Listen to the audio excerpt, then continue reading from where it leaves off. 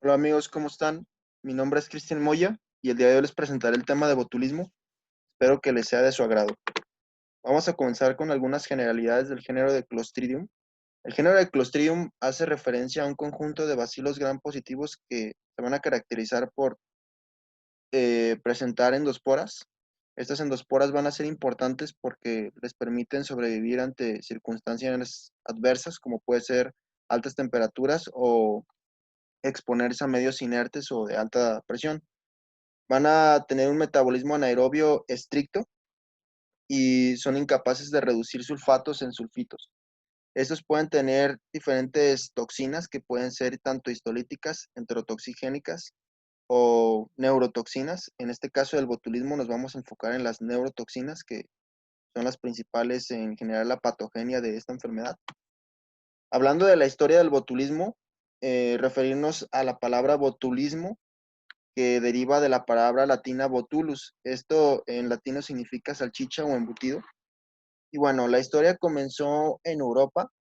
En Europa fue el primer registro de un brote de intoxicaciones de botulismo relacionadas al consumo de salchichas y otros embutidos. Esto fue en el siglo XIX y fue descrito por Justin Skerner. Justin Skerner fue un servidor de salud pública que detectó y relacionó las intoxicaciones por salchichas, ¿sí?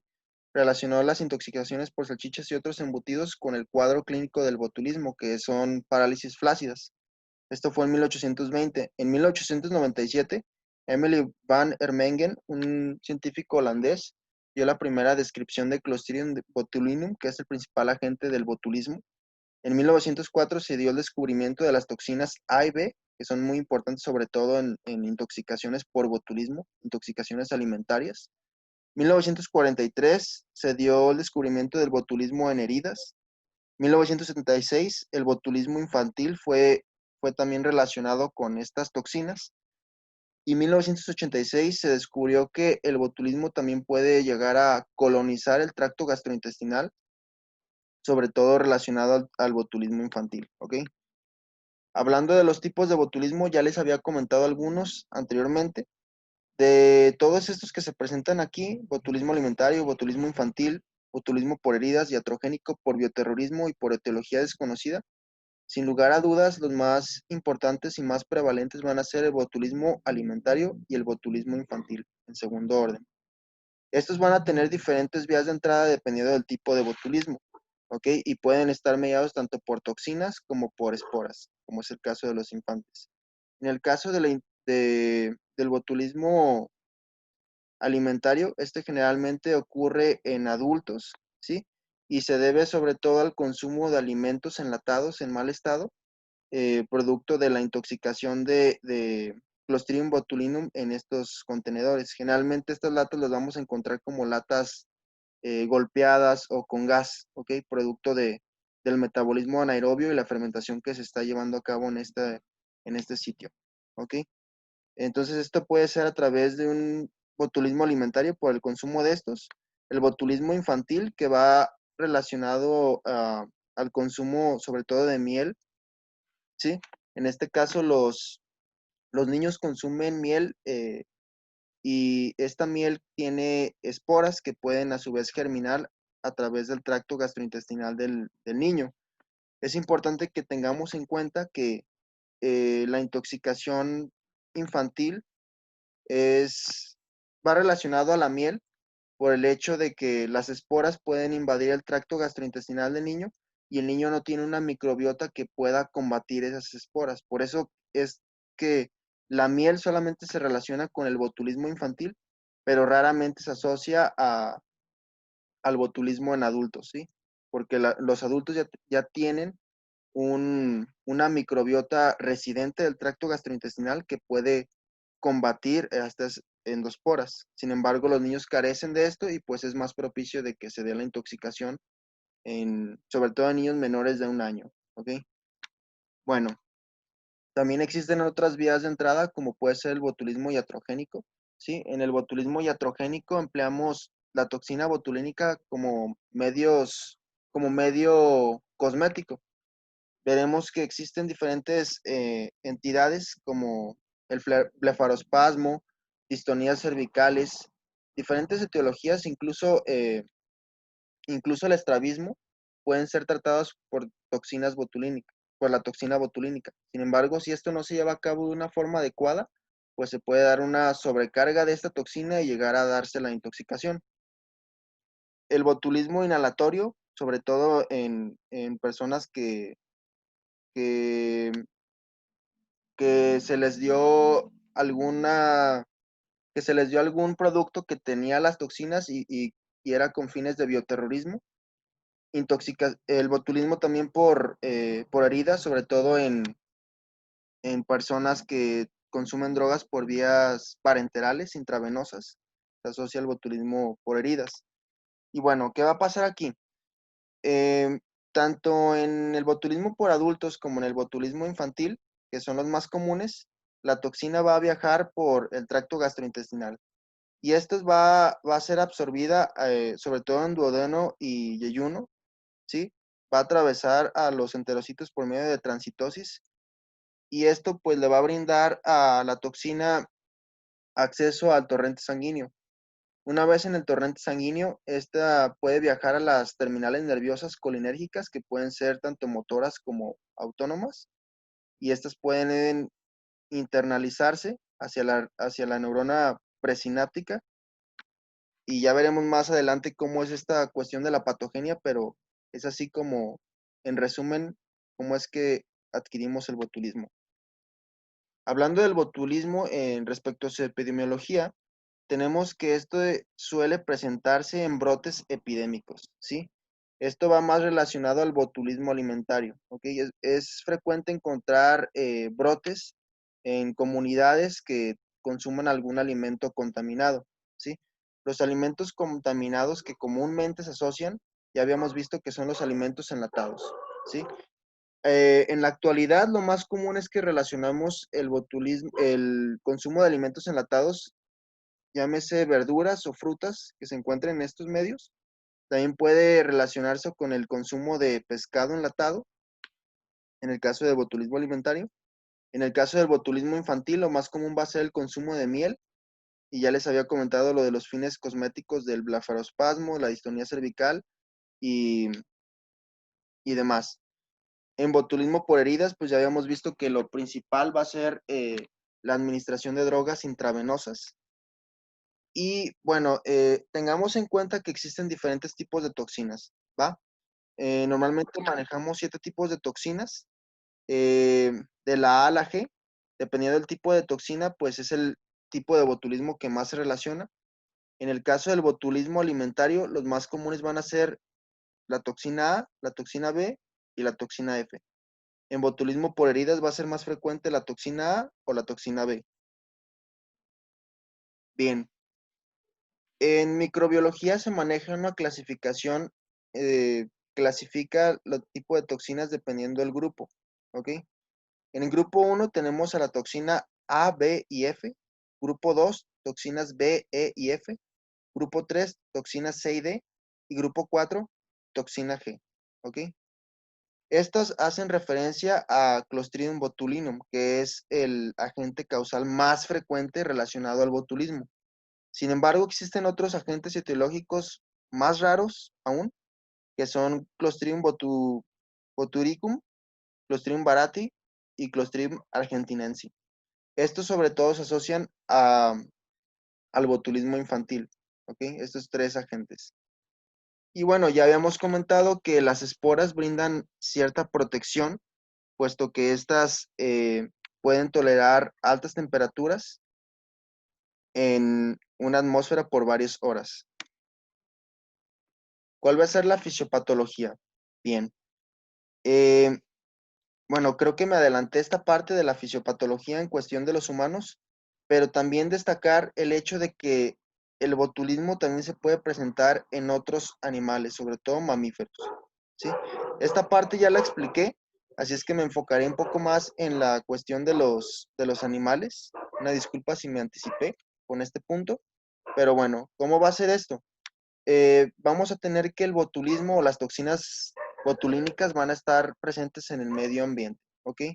Esto generalmente pues está, llámese en el mar o llámese en alguna planta terrestre que esté contaminada por estas toxinas, las cuales pues pueden resistir altas temperaturas y pueden presentarse por un gran tiempo. Estos a su vez van a ser consumidos por animales pequeños como son los peces u otro tipo de animales o insectos, mismos que pueden ser resistentes a las toxinas. En este caso, estos animales no les va a pasar nada ante el consumo de las toxinas. Y por lo tanto, ¿qué va a pasar? Animales más grandes como pueden ser los patos u otros animales consumen estos animales más pequeños. ¿Y qué pasa aquí? En este caso, el animal sí se contamina, ¿ok? Una vez que está contaminado, este sufre por los mecanismos patogénicos del botulismo y muere. Una vez muerto, este cuerpo va a ser un medio para la reproducción de este organismo, ya que genera un medio anaerobio. Cuando se da este medio anaerobio, se replica la bacteria, libera más toxinas y tenemos un medio anaerobio, ¿ok? Una vez que tenemos este medio anaerobio, llegan otros organismos como son las moscas. Estas moscas, a su vez, pues depositan huevos que a su vez pues terminan siendo larvas. Y estas larvas a su vez consumen el animal, en este caso el pato, y las larvas pues pueden caer al suelo o estar por ejemplo, en el agua y ser consumidas nuevamente por los pescados, por los peces, perdón, y se repite el ciclo.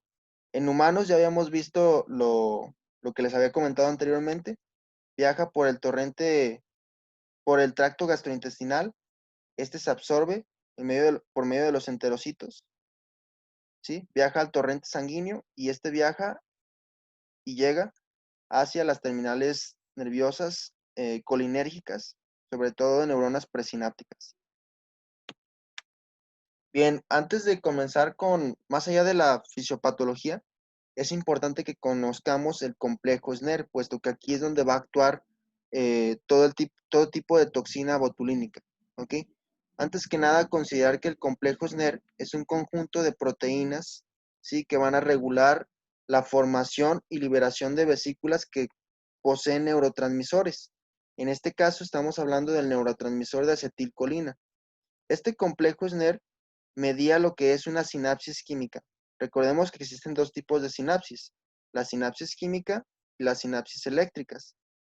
En las sinapsis químicas, en las sinapsis químicas lo que va a pasar es que se van a liberar vesículas de neurotransmisores y estos neurotransmisores van a llegar a su receptor posináptico para desencadenar la sinapsis, que es a fin de cuentas la conexión entre dos neuronas, una neurona presináptica y una neurona posináptica. Este conjunto de proteínas pueden ser divididas en proteínas eh, integrales de vesículas membranales, como pueden ser la sinaptobrevina y la sinaptotaquimina, proteínas en la región presináptica que son el SNAP25 y sintaxina, y proteínas citosólicas que pueden ser complexina y MUC18. Todas estas van a regular tanto la formación de vesículas que van a poseer el neurotransmisor, como su liberación por consiguiente en las terminales presinápticas. Bien, ahora hablaremos de la toxina botulínica. La toxina botulínica es considerada una metaloproteinasa dependiente de zinc. ¿Qué es esto? Son enzimas catalíticas que tienen la capacidad, en este caso, de escindir numerosas proteínas del complejo SNER, ¿sí? Esta va a estar caracterizada por tener dos cadenas, una cadena ligera y una cadena pesada. En la cadena ligera vamos a encontrar a la porción catalíticamente activa, ¿ok? Y es la que es dependiente de zinc. En la cadena pesada, esta a su vez se va a dividir en una porción de translocación y una porción de unión, como veremos en esta imagen. En esta vista tridimensional podemos observar nuevamente la toxina botulínica. La cadena ligera, ya, como ya he mencionado, se refiere al dominio catalítico y la cadena pesada tiene dos dominios, dominio de translocación y dominio de unión, ¿sí? Esta a su vez no va a estar sola, sino que va a estar acompañada de numerosas proteínas, sobre todo hemaglutininas, que le van a brindar protección y le van a permitir ser absorbidas a través del tracto gastrointestinal para que pueda acceder al torrente sanguíneo. Estas hemaglutininas son numerosas. Podemos encontrar diferentes tipos, como puede ser hemaglutinina 70, 17, 33. eh, Otro tipo de proteínas que son no hemaglutininas A1 y estas proteínas que son las BONT A1, ¿ok? Todas estas les van a brindar protección y a su vez pues van a permitir una mayor vida de esta toxina, mayor disponibilidad. ¿Qué va a pasar aquí? Una vez que ya la toxina viajó por el torrente sanguíneo y detectó la neurona presináptica, esta va a ingresar a través de la terminal nerviosa, ¿ok? Se va a ligar a dos tipos de receptores, un receptor de policialogangliósidos y un receptor de sinaptotagmina, ¿ok? Ya una vez que ingresa a la neurona presináptica, esta toxina va a internalizarse en un endosoma, ¿sí? En este endosoma va a ser muy importante porque a partir de aquí se va a acidificar el medio por medio de esta bomba de protones que va a liberar protones y va a acidificar el medio. Y esto va a permitir que esta toxina que está compuesta por dos cadenas se corte, ¿ok? Se corte y libera la porción catalítica. La porción catalítica, que es la metaloproteinasa dependiente de zinc, puede a su vez interactuar con las numerosas proteínas del complejo SNER, que pueden ser tanto la BAMP, sintaxina, SNAP25. Cada tipo de toxina va a tener cierto tropismo contra las diferentes proteínas pertenecientes a este complejo SNER. Como podemos ver en la imagen, eh, las toxinas A y B pueden atacar esta proteína que es SNAP25, que es sensible al calcio. La toxina botulínica C1 puede atacar la sintaxina y la toxina botulínica B, D, F y G pueden atacar la sinaptobrevina. Todos estos nos van a condicionar al mismo efecto, que es una disminución o una ausencia de liberación de las vesículas que contienen el neurotransmisor de acetilcolina. Y recordemos que la acetilcolina va a ser muy importante, sobre todo en el proceso de contracción muscular y también tiene una función a través del sistema nervioso autónomo. Entonces, podemos observar que las manifestaciones clínicas parten de este mecanismo, ¿ok? Em, y por lo tanto, pues se da la parálisis flácida. Recordemos que si no hay acetilcolina, esta acetilcolina no genera contracción muscular y se da una parálisis flácida. Otras de las manifestaciones clínicas van a ser, y de las más comunes, van a ser las neuropatías craneales bilaterales agudas, ¿ok? Sobre todo se va a afectar el paracraneal tercero, cuarto y sexto, lo cual pues puede explicar las manifestaciones clínicas que podemos encontrar en un paciente intoxicado por botulismo. Van a presentar una debilidad descendente asimétrica, ¿sí?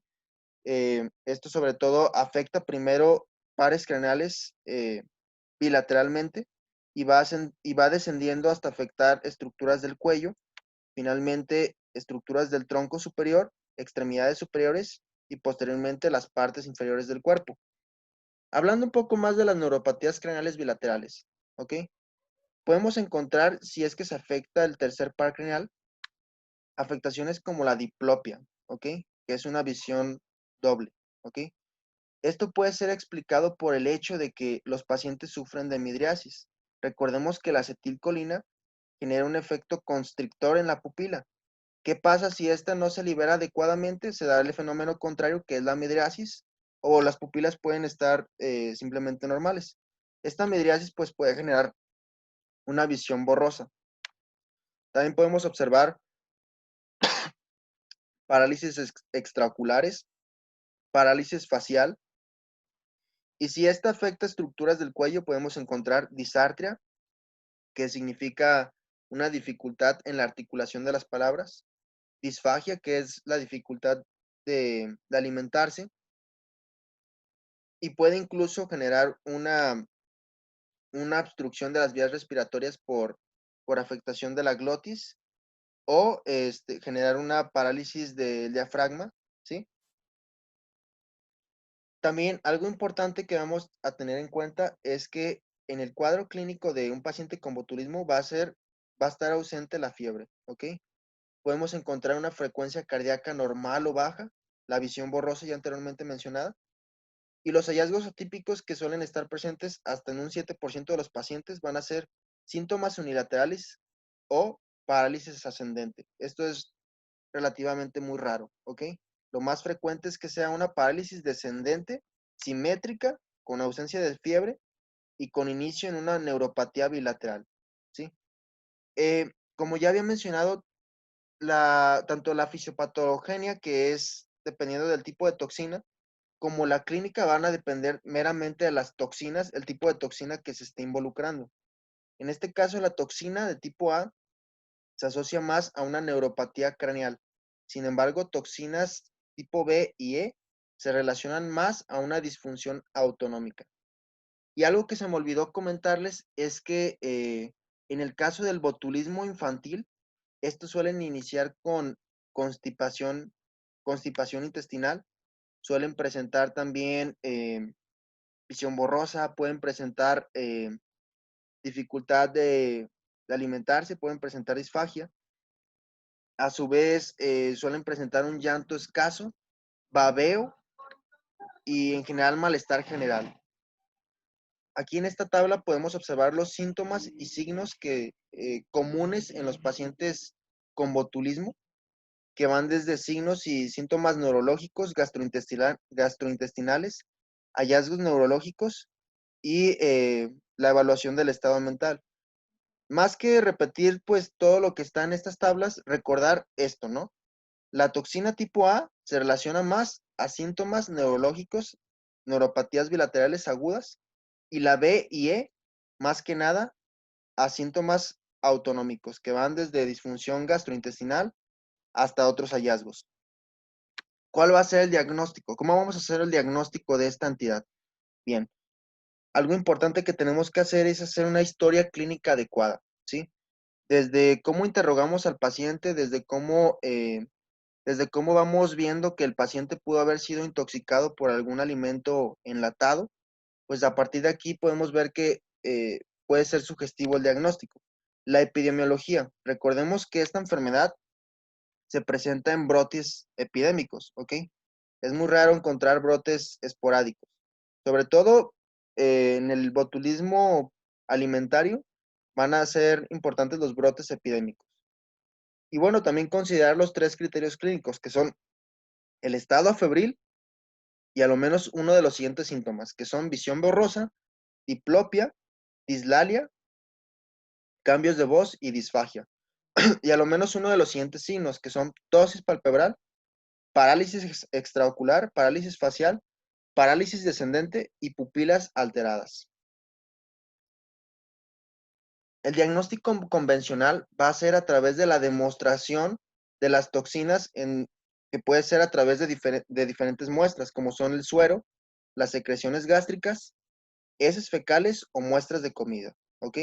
Una vez que identificamos a estas toxinas, la prueba más utilizada va a ser el bioensayo en ratones. Ahorita vamos a explicar esta prueba que es muy interesante, pero antes mencionar que la prueba más sensible es la espectroscopía de masa, porque tiene una mayor sensibilidad y además es muy rápida. De 7 a 8 horas podemos obtener el resultado. Hablando de la prueba más utilizada, que es el bioensayo en ratones, ¿ok? Que suele ser más tardada, pero tradicionalmente es la más utilizada, ¿ok? Una vez que tenemos las toxinas ya detectadas, lo que tenemos que hacer es inocular la muestra del paciente, en este caso la toxina, en diferentes ratones, ¿ok? Inoculamos los diferentes toxinas, inoculamos la muestra de la toxina en los diferentes ratones y lo que vamos a hacer es ver si el ratón muere, si a pesar de esto nosotros inoculamos una antitoxina, ¿ok? ¿Queda claro este punto? Nosotros inoculamos la muestra, ¿ok? De las muestras convencionales, ¿ok? Inoculamos esto en el ratón y después le damos al ratón una antitoxina que es exclusiva de un tipo de toxina, como puede ser antitoxina A, antitoxina B, antitoxina E o cualquiera de las otras ya mencionadas, que va de la A a la G, ¿ok?